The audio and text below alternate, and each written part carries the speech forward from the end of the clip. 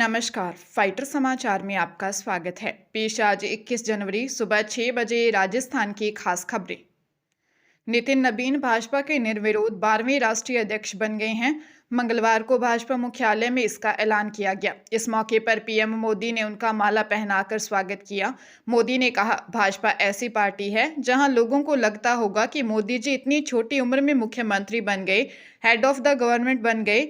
अब सबसे बड़ी चीज़ है कि मैं बीजेपी का कार्यकर्ता हूं, लेकिन मैं मानता हूं कि नितिन जी मेरे बॉस हैं।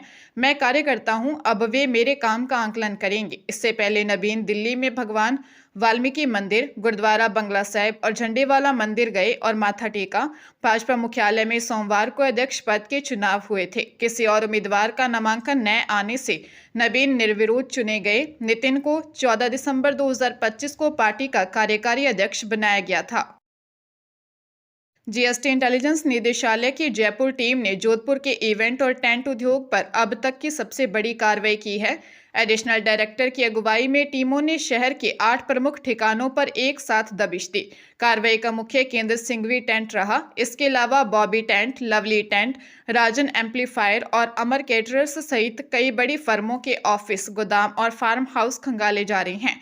विभाग को इनपुट मिला था कि शादी के सीजन में करोड़ों का कारोबार नकदी पर किया गया और रिटर्न में इसे छिपा लिया गया। अधिकारियों ने मौके से कंप्यूटर, हार्ड डिस्क और डायरियां जब्त की हैं। माना जा रहा है कि शाम तक करोड़ों रुपए की टैक्स चोरी का खुलासा हो सकता है। इस कार्रवाई से शहर के टेंट और इवेंट कारोबारियों में हड़कंप मचा हुआ है। श्रीगंगानगर के सूरतगढ़ में सरकारी नौकरी दिलाने के नाम पर 4 करोड़ रुपए की बड़ी ठगी का मामला सामने आया है। गिरोह ने रेलवे और शिक्षा विभाग जैसे सरकारी दफ्तरों में नौकरी का झांसा देकर 2 दर्जन से अधिक युवाओं को शिकार बना दिया। सिटी पुलिस ने अश्विनी कुमार निवासी श्री विजयनगर और उनके 2 दर्जन साथियों की रिपोर्ट पर 5 आरोपियों विजय लक्ष्मी राठी निवासी खोखरावाली, विवेक पारिक निवासी दिल्ली, बलविंदर सिंह, राजेश कुमार और विकास यादव के खिलाफ 3 करोड़ 97,19,400 रुपए की धोखाधड़ी का मुकदमा दर्ज कर जांच शुरू कर दी है। आरोपियों ने युवाओं को विश्वास में लेने के लिए लखनऊ बुलाकर फर्जी ज्वाइनिंग लेटर थमा दिए और कुछ समय तक फील्ड में सर्वे का काम करवाकर फर्जी ट्रेनिंग भी दी। वेतन नहीं मिलने पर जब पीड़ितों ने जांच की तो ठगी का खुलासा हुआ। यह गिरोह पहले शेखावाटी क्षेत्र में भी 1 करोड़ 10 लाख रुपए की ठगी कर चुका है। जयपुर इंटरनेशनल एयरपोर्ट से दिल्ली जाने वाले पैसेंजर्स को परेशानी का सामना करना पड़ेगा। जयपुर दिल्ली रूट की 2 फ्लाइट्स को अलग अलग कारणों से कैंसिल कर दिया गया है। इसमें एयर इंडिया और इंडिगो एयरलाइंस की एक फ्लाइट शामिल है। फ्लाइट्स के कैंसिल होने से बड़ी संख्या में पैसेंजर्स का ट्रैवल प्लान प्रभावित हो रहा है। दरअसल एयर इंडिया एयरलाइंस की जयपुर से दोपहर 1:30 पर दिल्ली के लिए रवाना होने वाली फ्लाइट AI 1844 को गणतंत्र दिवस समारोह के चलते कैंसिल किया गया है। इंडिया एयरलाइंस से जुड़े सूत्रों के अनुसार यह फ्लाइट आज बुधवार से 26 जनवरी तक ऑपरेट नहीं की जाएगी।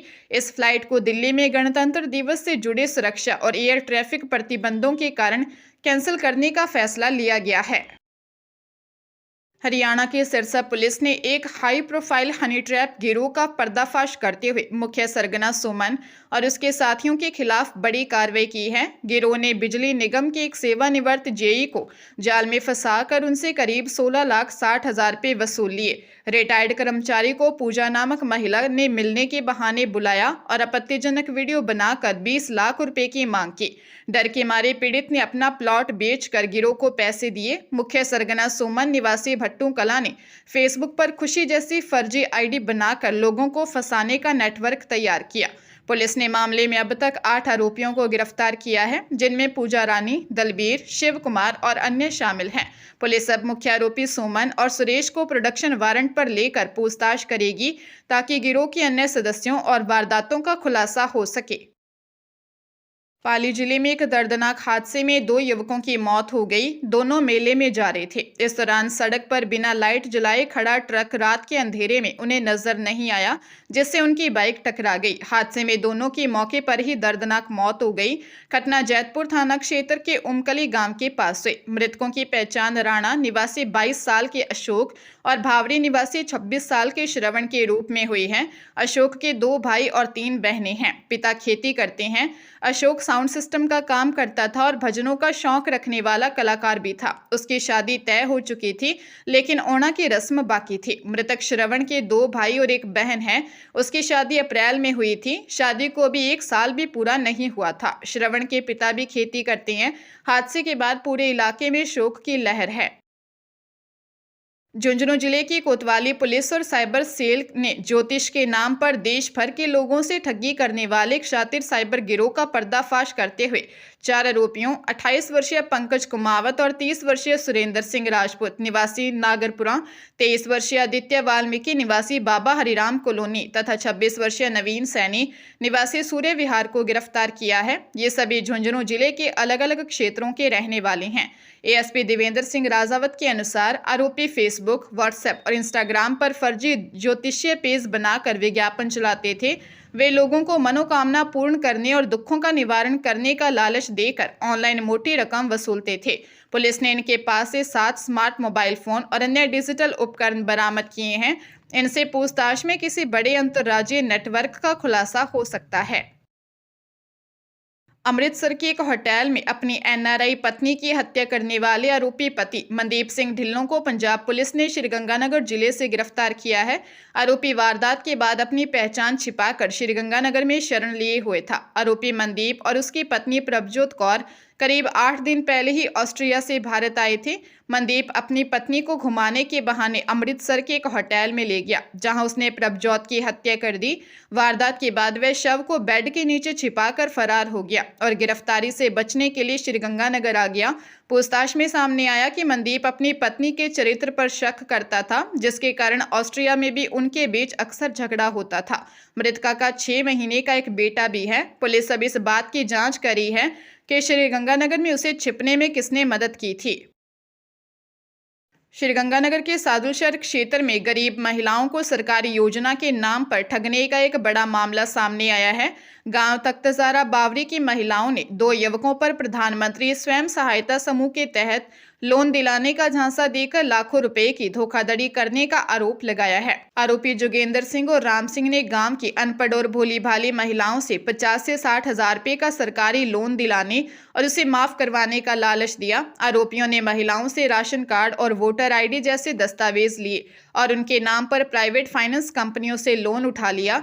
मुख्य शिकायतकर्ता मंजीत कौर के अलावा मलकीत कौर, सिमरन, कमलजीत, पार्वती और रजनी सहित करीब 1 दर्जन महिलाओं के नाम पर लाखों का गबन किया गया। पुलिस ने मुकदमा दर्ज कर जांच शुरू कर दी है।